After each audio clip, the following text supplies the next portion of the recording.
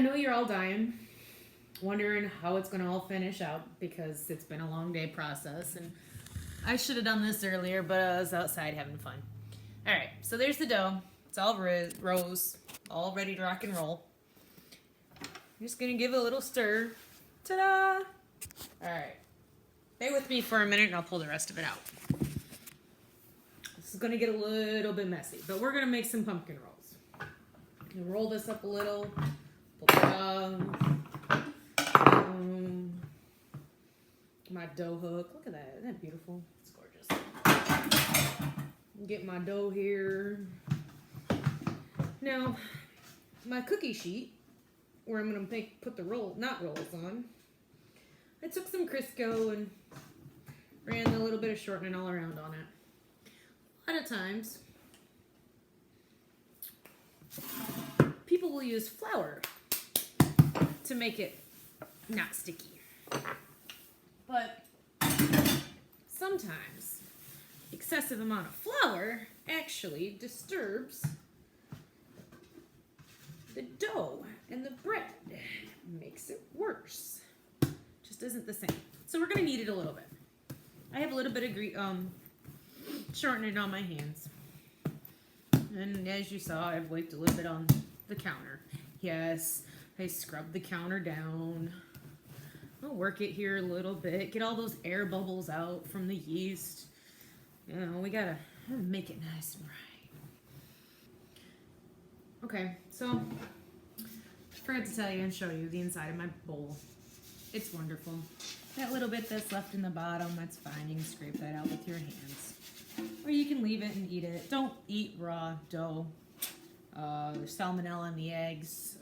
What other safety issues do I have to warn? Can't see any of that. So, I've already gone through and rolled up a bunch of these. And yes, a good cook always constantly tastes their food as during the process. Because if you didn't know what it tasted like, how would you know how to fix it? All right, so 2 pans of pumpkin knot rolls, all prettied, ready to rise. So my oven is on. I know what I'm gonna do. Move this baby out of the way so you can see. I'm gonna take my pan and my other one here. They're sitting here right. Putting them on the oven because I keep it ridiculously cold in here. And the oven's nice and warm. So these will offer a little bit of warmth to help that rise back up again. And in a few more minutes, we're gonna come back and we're gonna throw those in the oven.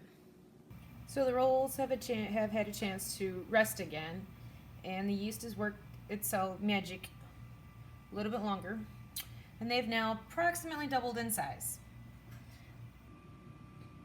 And into the oven they go, 370 degrees, a little bit higher than what you would normally run.